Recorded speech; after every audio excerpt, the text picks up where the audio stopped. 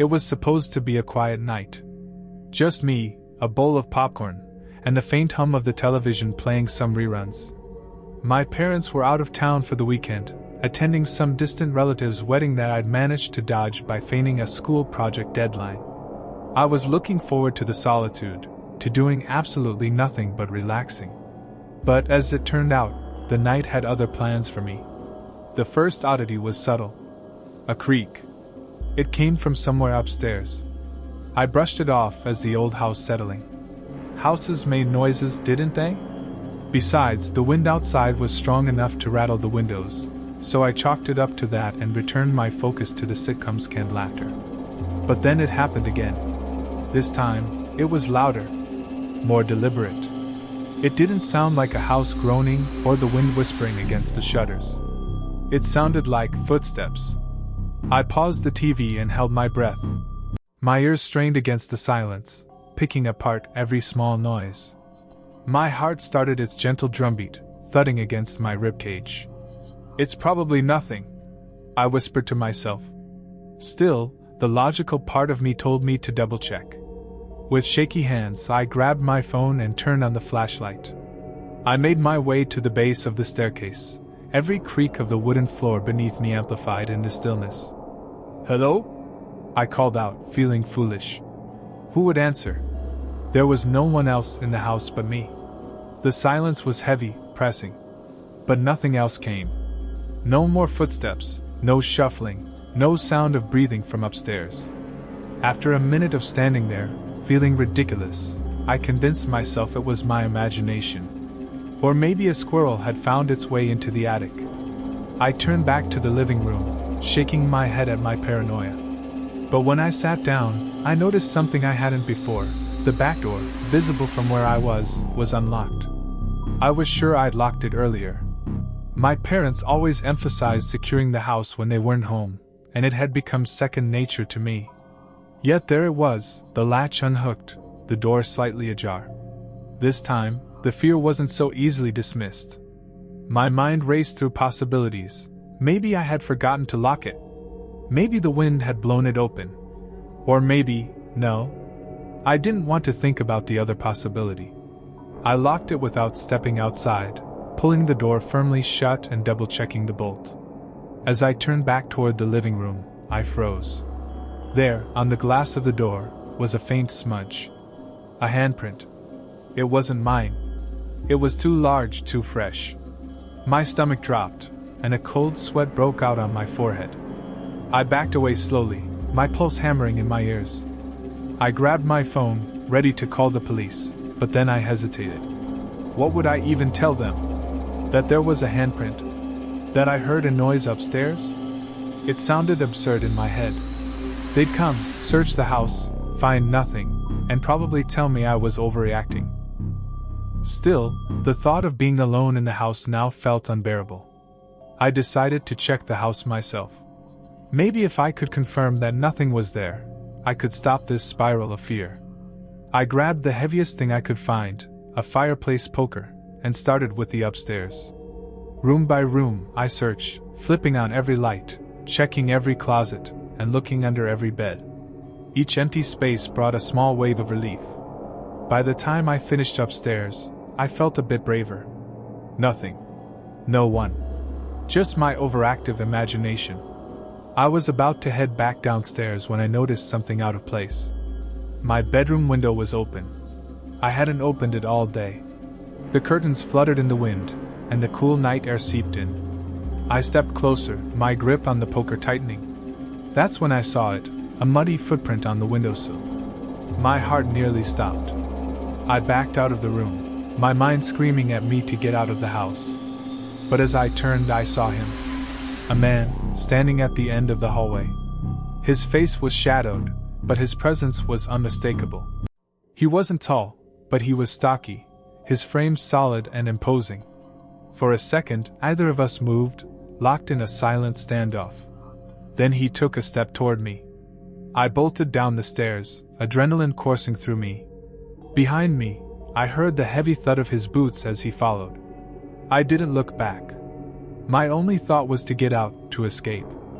I threw open the front door and ran outside, sprinting down the driveway and into the street. The cold air burned my lungs, but I didn't stop. I ran to the neighbor's house, pounding on their door, screaming for help. The lights came on, and Mr. and Mrs. Patel, the elderly couple who lived next door, opened the door, startled. "There's someone in my house!" I gasped. Mr. Patel immediately called the police while Mrs. Patel ushered me inside, locking the door behind me. We waited, my hands trembling, as I kept glancing out their window toward my house. I half expected to see the man emerge, but the house remained eerily quiet. When the police arrived, they searched every inch of the property. They found signs of forced entry at the back door and muddy footprints leading upstairs, but the man was gone. He'd escaped. The officers assured me they'd patrol the neighborhood and urged me to stay with the Patels for the night. They took my statement and promised to investigate further. But even as they spoke, I could tell from their tone that they didn't expect to find him. I spent the rest of the night on the Patels' couch, unable to sleep. Every creak of their house made me jump, every shadow seemed to move. By morning, I was exhausted, but the fear hadn't subsided. My parents returned later that day, their trip cut short after I called them. They were horrified and immediately installed new locks and security cameras. Weeks passed, but the man was never caught. The police found no fingerprints, no DNA, nothing to identify him. It was as if he'd never been there. But I knew better. He had been there. He'd been watching me, waiting for his moment. And though he didn't take anything, though he didn't hurt me, he took something far more valuable, my sense of safety in my own home. Even now, months later, I'll catch myself staring at the back door, half expecting to see a handprint on the glass. And every night, before I go to bed, I double-check every lock, every window, every door. Because somewhere out there, he's still out there. Watching. Waiting.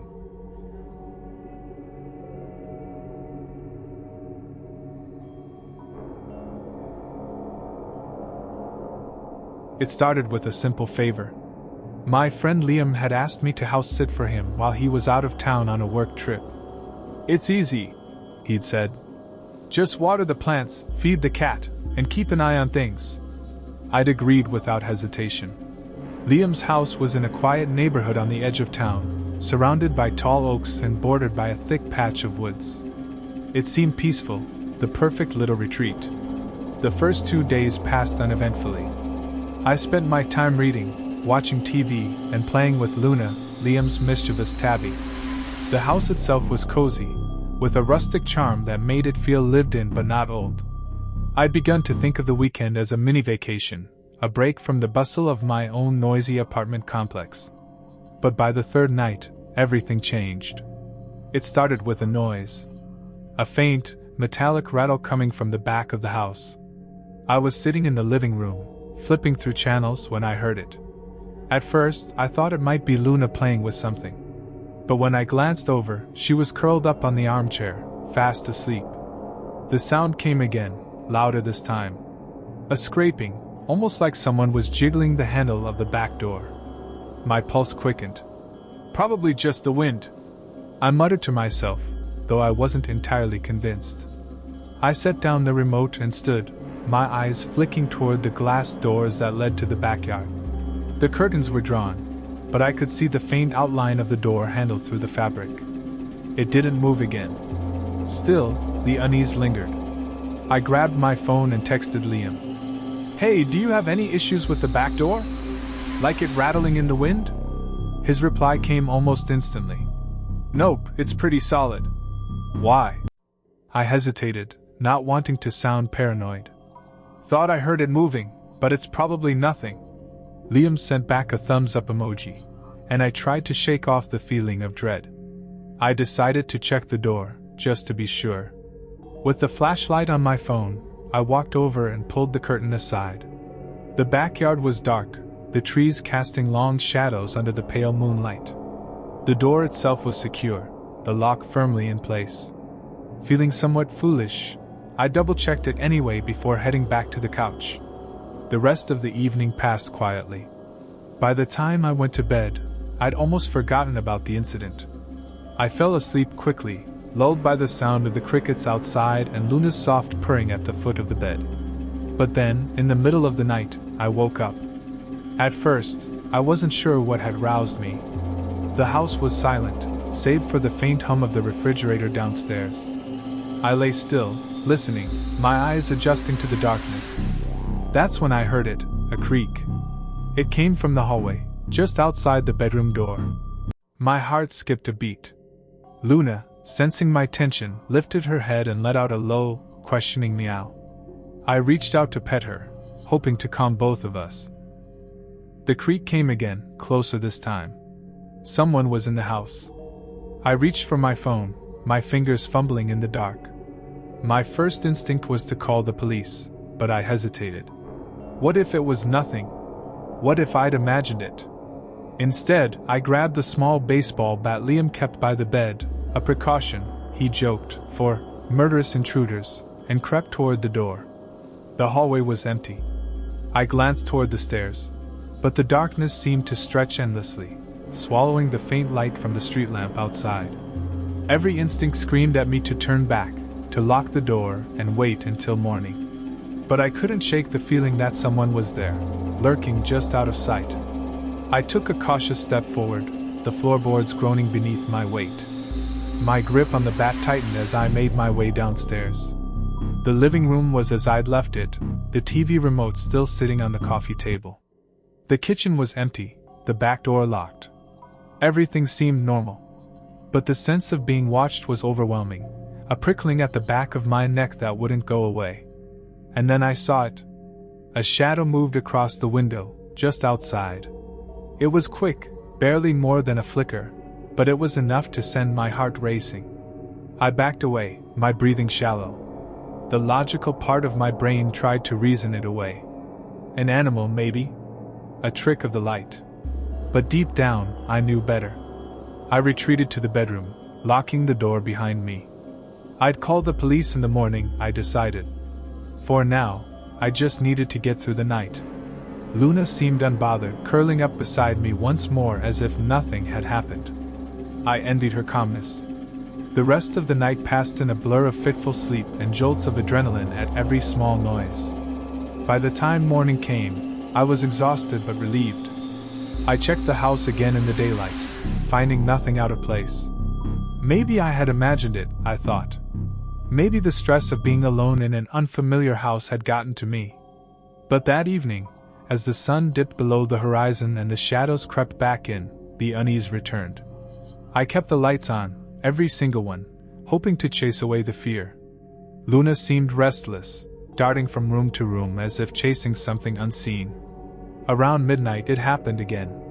A noise, this time from the front of the house. It was faint, like a muffled thud, but it was enough to set my nerves on edge. I grabbed the bat and my phone, debating whether to call the police now or wait. Before I could decide, there was a knock at the door. 3 sharp raps, deliberate and heavy. My breath caught in my throat. Who would be knocking at this hour? I crept toward the door, peering through the peephole. The porch was empty. I opened the door a crack, the bat raised in one hand. The cold night air rushed in, carrying with it the faint scent of earth and leaves. There was no one there. And then I saw it. At the edge of the porch, just barely visible in the moonlight, was a shoe print. It was large, too large to be mine or Liam's, and it was fresh. The mud was still wet. I slammed the door shut and locked it, my hands trembling. This wasn't my imagination. Someone was out there, and they weren't just watching. They were trying to get in. I called the police, my voice shaking as I explained the situation. They arrived within minutes, searching the property and the surrounding woods. They found nothing. No signs of forced entry, no footprints beyond the porch. It was as if whoever had been there had vanished into thin air. The officers assured me they'd patrol the area and advised me to stay vigilant. But their words did little to ease my fear. I spent the rest of the night sitting in the living room, the bat clutched in my hands, every light in the house blazing. When Liam returned a few days later, I told him everything. He was sympathetic but skeptical, chalking it up to paranoia and the isolation of the house. "This place can be creepy at night," he admitted. "But I've never had any issues." I wanted to believe him. I wanted to believe it was all in my head. But deep down, I knew the truth. Someone had been there, watching, waiting. And even now, as I write this, I can't shake the feeling that they're still out there, lurking in the shadows, waiting for their next move.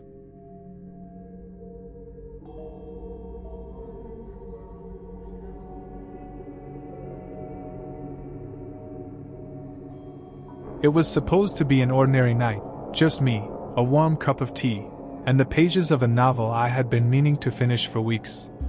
My roommate, Sarah, had left that morning for a weekend at her parents' cabin, leaving me alone in the house for the first time in months. I was looking forward to the solitude. No interruptions, no late-night chatter, just peace and quiet. The house, nestled in a suburban neighborhood surrounded by dense woods, had always felt safe. But that night, everything changed. The evening began uneventfully. I lounged on the couch, engrossed in my book, while the soft hum of the heater filled the otherwise silent house. Outside, a light drizzle tapped against the windows, creating a rhythmic background to my reading. Around 9 p.m., I decided to call it a night. After locking the doors and turning off the lights, I climbed the creaky wooden stairs to my bedroom. As I settled into bed, I felt an odd sense of unease. It wasn't fear, not exactly, but a nagging feeling I couldn't shake. I dismissed it as the remnants of a suspenseful chapter and pulled the covers up to my chin, determined to sleep. Minutes turned into an hour, and just as I was drifting off, I heard it, a faint rustling sound coming from downstairs. At first, I thought it might be the wind. The old house had a way of amplifying ordinary noises, and I had lived there long enough to recognize most of them. But this was different. It wasn't the usual creaks and groans of the floorboards, or the occasional rattling of the windows. It was deliberate, like someone moving. I froze, my heart pounding in my chest. Listening intently, I strained to hear more. The sound stopped as suddenly as it had started, leaving the house in eerie silence. My rational mind told me it was nothing, perhaps a raccoon scavenging outside, but I couldn't shake the unease. Gripping my phone tightly, I opened the home security app Sarah had installed. The live feed showed the front yard and the porch, empty. The backyard camera displayed the same. Feeling somewhat reassured, I set the phone on the nightstand and forced myself to relax. "It's just your imagination," I whispered to myself, pulling the covers tighter. But sleep didn't come easily. Every creak of the house seemed magnified in the dark, each one setting my nerves on edge. When the sound came again, louder this time, I knew it wasn't my imagination. It was footsteps, unmistakable and deliberate, moving through the living room. I sat up in bed, my pulse racing. Someone was in the house. My first instinct was to call the police, but the thought of speaking aloud terrified me. I didn't want to alert whoever was downstairs to my presence. Instead, I grabbed the baseball bat Sarah kept in her closet and tiptoed to the bedroom door. The hallway was dark, the shadows stretching unnaturally long and the faint moonlight filtering through the windows. I held my breath, listening for any sound. The footsteps had stopped. Slowly, I crept toward the stairs, gripping the bat so tightly my knuckles turned white. As I reached the top of the stairs, a faint glow caught my eye. The living room light was on. I distinctly remembered turning it off before coming upstairs. My stomach churned with dread. Peering over the railing, I scanned the room below. It appeared empty, but the tension in the air was palpable. "Hello?" I called out, my voice trembling. Silence. The kind of silence that felt heavy, oppressive, like the house itself was holding its breath. I descended the stairs cautiously, my bare feet barely making a sound on the wooden steps. The living room was just as I'd left it, except for the lamp.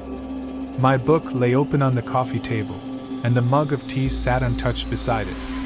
Nothing seemed out of place, yet the feeling of being watched was overwhelming. Suddenly, a loud crash came from the kitchen. I nearly dropped the bat, my heart leaping into my throat.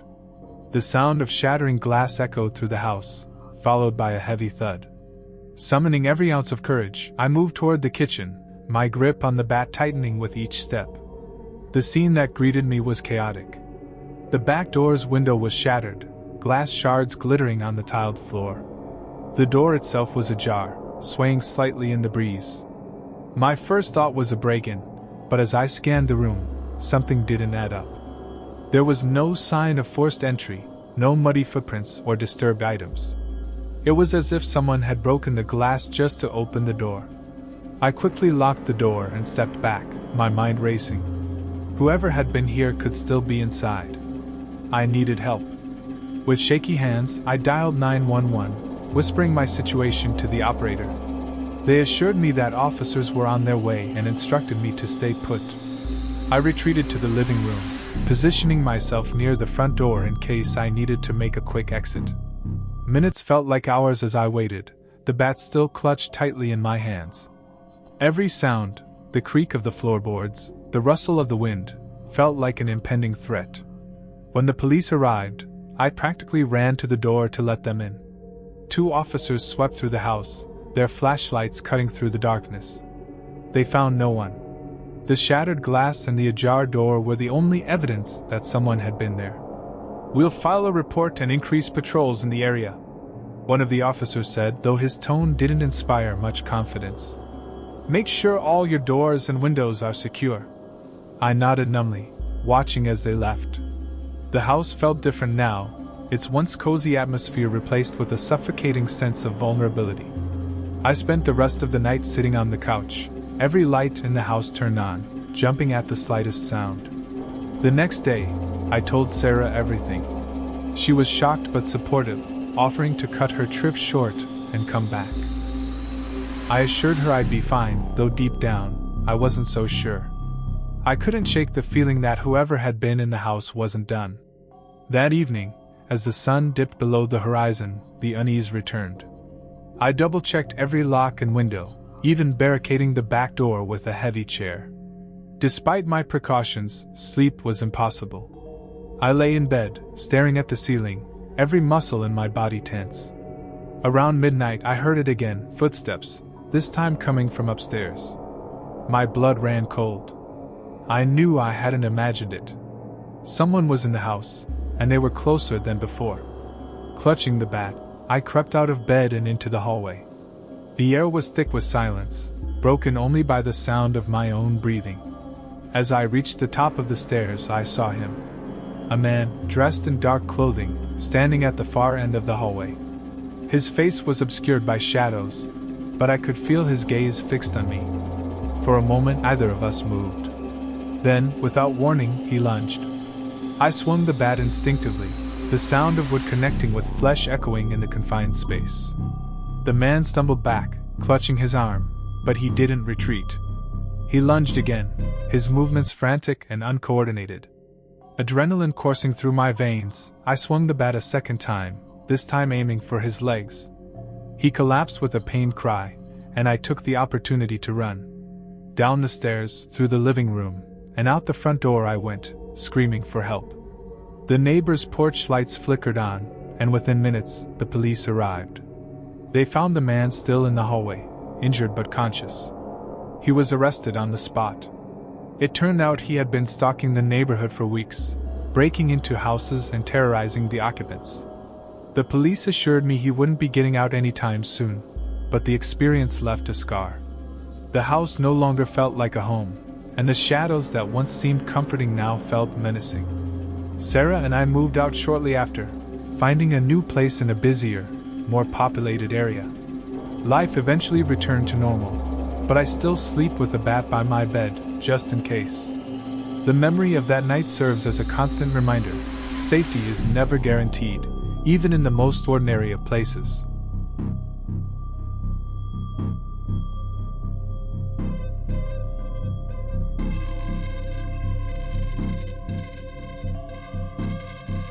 Hey everyone, thank you so much for supporting this channel. It truly means a lot. As a broke college student editing all my videos on an Android phone, it takes a lot of effort to bring these stories to life. A laptop would help me create better content faster, so if you enjoy my work, please subscribe and share. Your support makes all the difference. Thank you so much,